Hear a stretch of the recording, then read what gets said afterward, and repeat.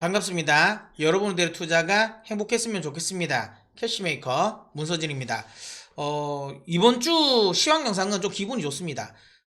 지금까지 계속 왜 떨어졌는지를 제가 설명하는 영상을 올렸어야만 했다면, 근데 이번 주는 왜 올랐는지를 또 설명하는 영상이니까 그래도 기분이 좋고요. 제가 이제 지난주 영상에서, 시황 영상에서 꽁 잡는 게 매라면 파월 잡는 건 옐런이다 라고 이야기를 했던 영상이 있죠.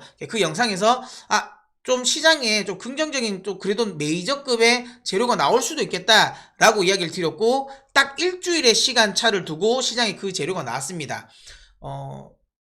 뒤에 왜 그렇게 반응했는지 또 설명을 드리도록 하겠는데, 어쨌든 이번에 나온 재료는 이전에 나왔던 재료에 비해서는 그래도 시장을 조금은 더 상승 쪽으로, 그리고 조금 더 상승폭을 좀 크게, 그리고 상승 기간을 조금 더 길게 만들 수 있는 재료라고 저는 생각을 합니다. 그래서 좀 의미가 있다고 보기 때문에 많이 끝까지 영상 시청해 주시길 바랍니다. 자, 그러면 어떤 내용이냐라는 건데요. 사실 금요일날 뉴욕 증시의 초반의 분위기는 좋지 않았습니다. 그러니까 주식시장도 많이 빠지기 시작했고, 그 다음에 달러는 여전히 강세, 그 다음에 미 국채금리 역시 상승을 하고 있었어요. 그래서 전체적인 분위기가 안 좋았는데, 딱 이 월스트리트 저널에 이 기사가 딱 나오고부터는 분위기가 완전 바뀌었죠. 그러니까 채권금리도 급락을 하고, 그 다음에 뉴욕 증시는 급등을 하고, 그 다음에 달러도 급락을 하면서 전체적인 분위기가 좀 긍정적으로 바뀌었어요. 도대체 이 기사가 무슨 내용이냐라고 하면, 여기 이제 보시는 것처럼 요거는 우리가 시장에서 알고 있는 거죠. 그러니까 11월 달에는 75bp 금리 인상을 할 것이다. 요거는 뭐 크게 문제가 아닌데, 시장에서 이제 반응한 건 여기 이제 밑줄 쳐드린 요거죠. 금리 인상, 11월 달 금리 인상하고 향후 금리 인상과 관련된 부분은 좀 논쟁이 있을 것이다 라는 이야기죠. 이게 결국은 시장 입장에서는 연준의 금리 인상 속도 조절로 인식이 된 거고, 그게 이제 시장에서는 좀 호재로 반영된 겁니다. 이렇게 생각하실 수도 있는 분들도 계실 것 같아요. 아니, 뭐 이런 이야기는 사실 월스트리트 저널 뿐만 아니라 다른 데도 이전에도 많이 하지 않았나. 근데 왜 그때는 반응 안 하다가 왜 이거 지금 반응하냐 라고 좀 의아해 하실 분들도 계실 건데요. 다른 사람이 아니라 이 기사를 쓴 기자 때문입니다.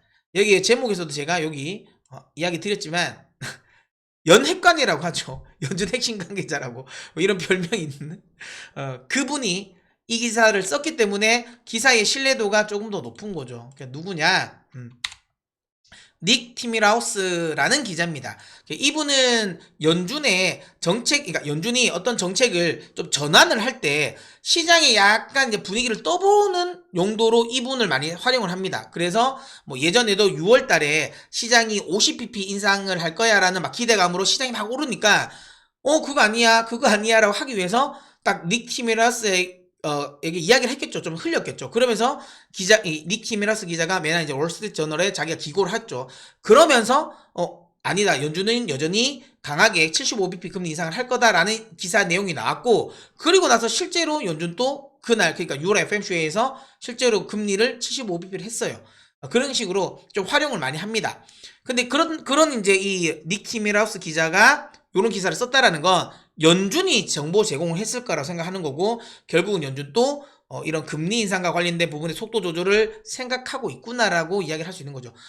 기사를 올리고 나서 이제 이 닉 티메라우스 기자가 트위터에 이렇게 이야기를 했어요. 11월 달에 75bp를 했다가 이제 12월 달은 50bp를 할 것이다 라는 이야기를 한 거죠. 그러다 보니까 확실하게 연준이 뭐 피보까지는 아니더라도 그래도 금리 인상 속도는 좀 낮추겠다라는 거죠. 이건 시장이 좀 호재는 맞습니다. 왜 호재냐면 지금 현재 증시도 그렇고요. 그 다음에 채권 시장도 그렇고 현재의 그 가격대는 연준이 그러니까 최종 금리를 파이널 레이트를 결국에는 이제 그 그러니까 5%죠.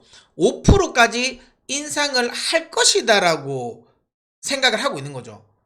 그러니까 최종적으로 그게 가격에 반영된 거예요. 근데 지금 만약에 이런 식으로 해서 금리 인상 속도를 좀 낮추겠네? 그러면 아무래도 5%는 안 올 가능성이 있다. 그러면 이제 4.5에서 4.75 정도지 않을까라는 거고, 그렇게 되면 뭐 채권이라든지 주식 가격이 아무래도 다시 이제 프라이싱이 돼야 되니까 그거는 좀 반등이 나올 수 있는 요지가 된다라는 거고, 나름 그래도 또 연준의 또 신뢰도 있는 또 정보기 때문에 시장이 크게 반응한 게 아닌가라고 생각을 합니다. 그러면 연준이 그럼 실제로 이렇게 할 것이냐라고 생각을 하면 저는 할 것 같아요. 그러니까 이게 그냥 단순 기사로 끝날 것 같지 않고요. 할 것 같다. 왜냐면 지난주부터 제가 이제 이전에 계속 좀 설명드렸던 것 중에 연준이 왜 그렇게 빨리 금리 인상을 지금 막 하려고 하냐라고 할 때 그런 거죠. 연준이 속도를 높이는 건 결국은 뭐 하나를 터트리려고 한 거예요. 부러뜨리려고. 근데 그게 미국은 아니라는 거예요.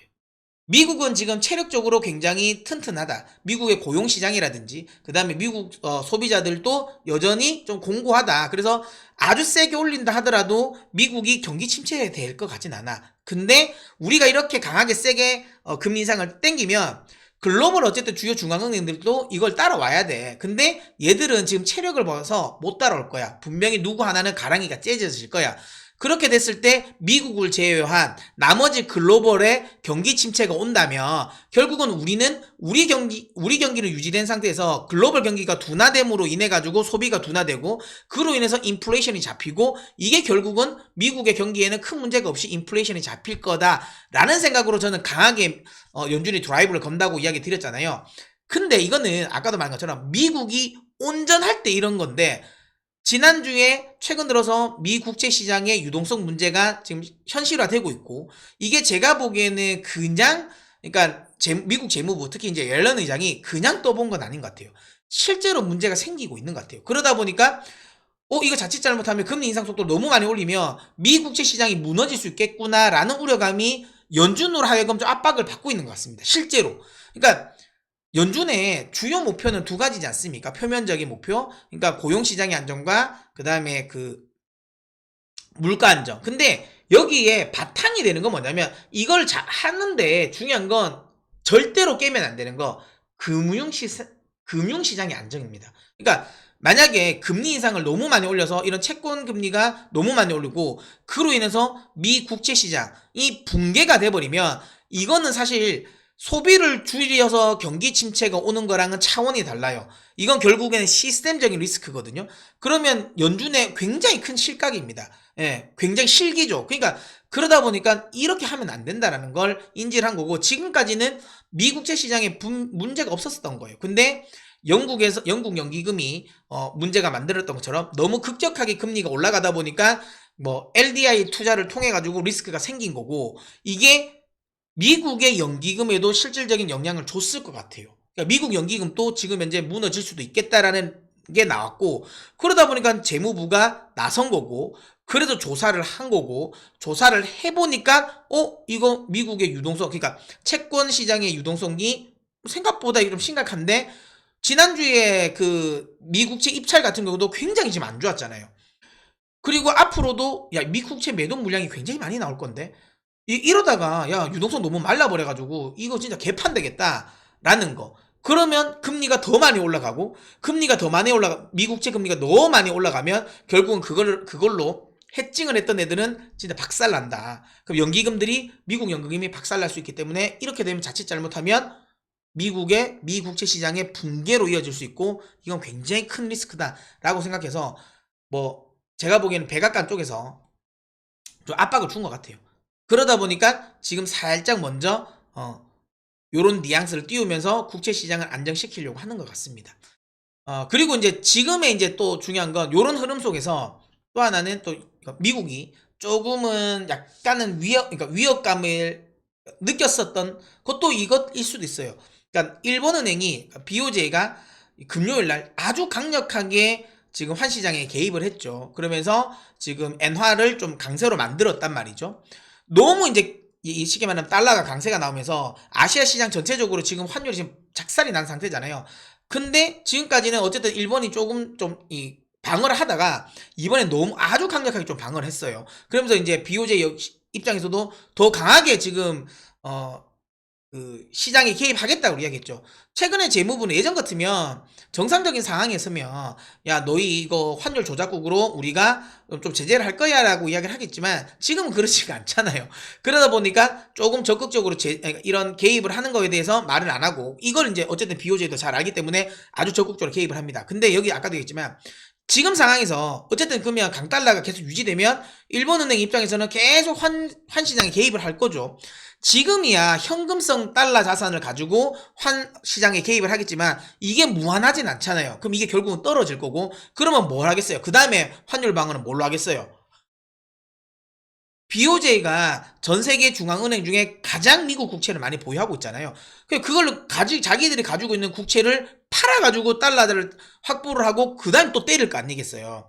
그러다 보니까 이렇게 되면 미국채는 또다시 더 강하게 매물은 더 많이 나올 거 아니겠습니까? 그럼 미국채 시장이 또 무너질 수 있다는 거야. 그렇다면 야 이거 여기서 자칫 잘못하면 여기서 달러 강세가 더 강하게 나오면 이거 진짜 문제 생길 수 있겠다라고 생각한 것 같아요. 그러다 보니까 여기서 이제는 좀 스탑을 해야 되겠다라는 인식이 생기면서 연준도 그러니까 물가는 잡아야 되니 완벽하게 피봇은 안 하더라도 최소한 지금보다 더 달러가 강하게 나오는 거 좀 눌러야 되겠다. 지금보다 국채금리가 더 많이 오르는 건 좀 눌러야 되겠다는 생각을 하면서 좀 속도 조절 이야기가 나온 것 같고 전체적인 주변의 환경을 감안했을 때 이번에 나왔던 건 실제로 연준이 속도 조절할 가능성이 좀 높아 보인다고 봅니다. 이전 영상에서도 제가 설명을 드렸고 라디오에서도 제가 이야기를 드렸지만 지난주 블라드 총재의 발언은 좀 우리가 신경 쓸 필요가 있다고 이야기 드렸죠. 블라드 총재는 연준에서 상당히 연준 정책과 관련된 부분에 있어서는 굉장히 선행성을 띠는 인물입니다. 팬데믹 당시에도 연준 내에서 가장 먼저 금리를 인하해야 된다고 했던 분이고요. 그 다음에 작년에도 연준 내에서 가장 먼저 금리를 인상해야 된다고 했던 분입니다. 근데 그분이 지난주 연설에서 기자들이 물었죠. 5%까지 인상할 것이냐라고 했을 때 5%까지 필요 없어 라고 이야기를 했고 한 4. 지금 현재 4.75 정도면 충분해 라고 이야기했고 그분은 올해 금리 인상하면 마무리가 될 거야 라는 이야기를 했습니다. 그러니까 약간 그분이 조금 뉘앙스를 띄운 것 같아요. 조금씩. 그러니까 연준 내에서도 이런 금리 인상 속도와 관련된 부분에 있어서 논쟁이 있다라고 생각하는 거고, 그리고 최근에 많은 이 데이터를 받아보면서 연준도 좀 생각하고 있는 게 있지 않겠습니까? 제가 또 이것도 이제 이전 영상이었죠. 미국의 이제 주요 그룹급 그 경제학자들이 그 연준의 이 정책에 대해서 굉장히 비난을 많이 하고 있다. 폴 크루크먼 교수라든지 그 다음에 그레고리 맨큐 교수나 아니면 제레미 시럴 교수 같은 경우가 계속 그 이야기를 했죠. 야 CPI 이거 굉장히 렉인이 있는 지표 아니냐. 그러니까 굉장히 후행 지표잖아. 야 너희 그 후행 지표 보고 자꾸만 그 금리 정책 할래? 이러면 진짜 나라 망한다. 이거 진짜 경기 진짜 작살난다.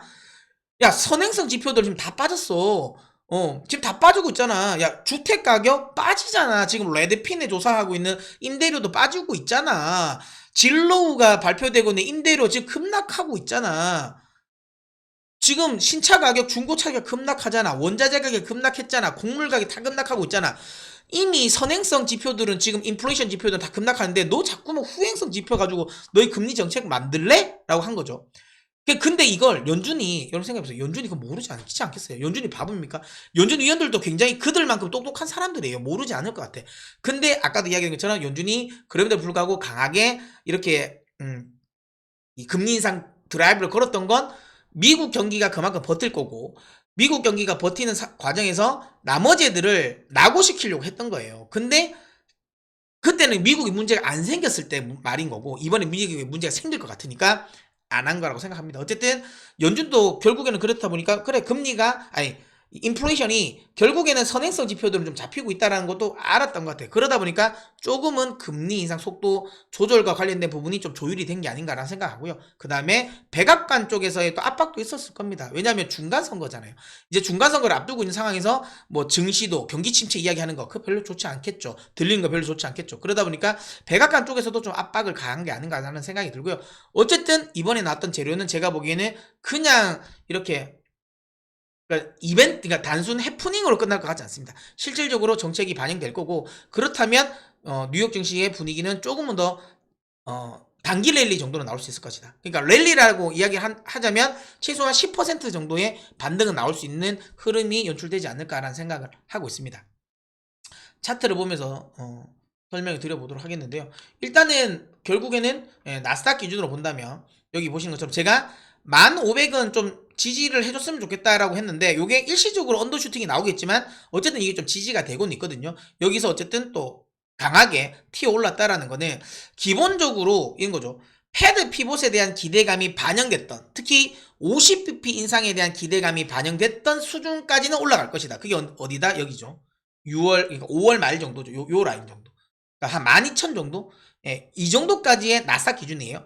이 정도까지의 반등은 충분히 나올 수 있지 않을까라는 생각을 하고 있습니다. 그래서 그 정도까지는 반등이 나올 거라고 보고요. 그리고 나서 그럼 이제 지금의 우리가 대응을 어떻게 해야 되냐? 만약에 나는 현금이 뭐 없다 하나도 없다라고 하면 지금은 홀딩이 맞아요. 그리고 한 나스닥 기준으로 12,000 정도 올라왔을 때 내가 현금을 좀 만들어야 되겠다라고 하시면 될 것 같고요. 만약에 내가 지금 현재 현금을 좀 모으고 있다고 하면 좀 단기 랠리를 조금은 단기 차익 실현은 단기 어쩌면 트레이딩으로 좀 활용도 할 수 있을 것 같아요. 그러면 일정 수준 현금을 좀 확보하는 현금을 좀 투입을 해서 이 매수를 좀 해서 주식 비중을 살짝은 단기적으로 단기 트레이딩 한다는 생각으로 좀 노려봐도 되지 않을까라는 생각을 하고요. 만약에 나는 근데 그럴 트레이딩 능력이 없다고 하면 일단은 그래도 현금 확보만 하고 계십시오. 근데 현금이 만약에 내가 50% 이상으로 많다라고 하면 제가 보기에는 바닥은 좀 나온 것 같아요. 그러니까 여기서 특별한 또 악재가 나오지 않는다면 나스닥 기준으로 1,500을 깨지진 않을 것 같거든요. 그렇다면 하반 경직이 돼 있는 상태라면 오히려 지금은 한 50% 이상의 현금을 가지고 계신 분들은 지금부터 조금씩 현금을 쓰셔서 최소한 현금을 한 30% 미만까지는 좀 떨어뜨리셔도 되지 않을까라고 생각을 합니다. 그렇게 이야기 드리도록 하겠고, 국내 시장으로 만약에 설명을 드리자면 국내 시장 같은 경우는 코스피 기준으로 본다면 제 생각에는 한 2,400, 요 언저리까지는 반등이 나올 수 있다라고 보고 있고요. 그다음에 코스닥 같은 경우는 한 750까지는 반등이 나오지 않을까 이렇게 생각을 합니다. 물론 변수는 있습니다. 뭐냐면 이거죠. 결국은 요 이제 다음 주가 주요 빅테크 기업들의 실적 발표지 않습니까? 그러니까 이런 거예요.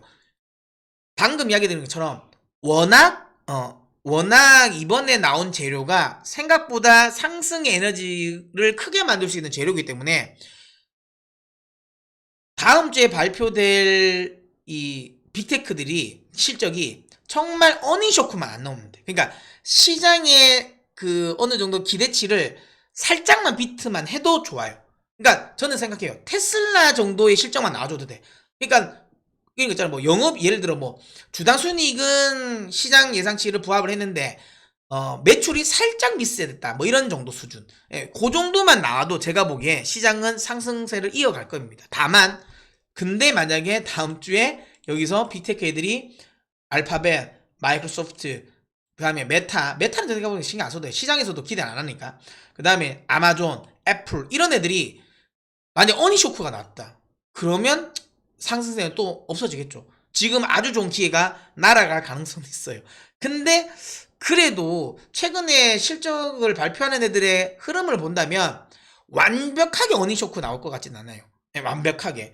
그렇다면 상승세가 좀 이어지지 않을까라는 생각합니다. 물론 이 부분은 제가 다른 영상을 통해서 계속 후속 영상을 통해서 계속 제가 팔로우업을 해드리도록 하겠고, 그러니까 여러분 구독, 좋아요 꼭 눌러서 계속 시청해 주시길 바랍니다. 그리고 제가 오늘 저녁에 또 실시간 라이브를 하죠. 9시 반에 실시간 라이브를 하니까 또 그와 관련된 또 이야기도 드릴 거고, 그 다음에 종목과 관련된 부분 또 많이 궁금해 하실 거예요. 그런 것도 또 제가 영상을 통해서 종목 이야기도 많이 올려드리니까 많이 봐주십시오. 제가 영상에서 소개시켜드렸던 종목들이 꽤 괜찮은 흐름을 많이, 안 좋은 시장 장에도 불구하고 꽤 괜찮은 흐름을 많이 보이고 있으니까 또 이제 종목 관련 또 이야기가 나오는 또 영상들도 많이 시청해 주셨으면 좋겠습니다. 어쨌든 오늘은 그래도 시향 분석 영상을 찍으면서 조금 기분이 좋습니다. 지금까지는 좀 아리까리한데 아직까지는 좀 약한데 이런 이야기를 했다면 지금은 그래도 이번에는 그래도 좀 상승에 좀 의미 있는 재료가 나왔다라고 이야기 드릴 수 있어서 좀 기분이 좋고요. 어쨌든 앞으로도 계속 영상을 많이 올리도록 할 테니까 꼭 구독, 좋아요 누르고 꼭 계속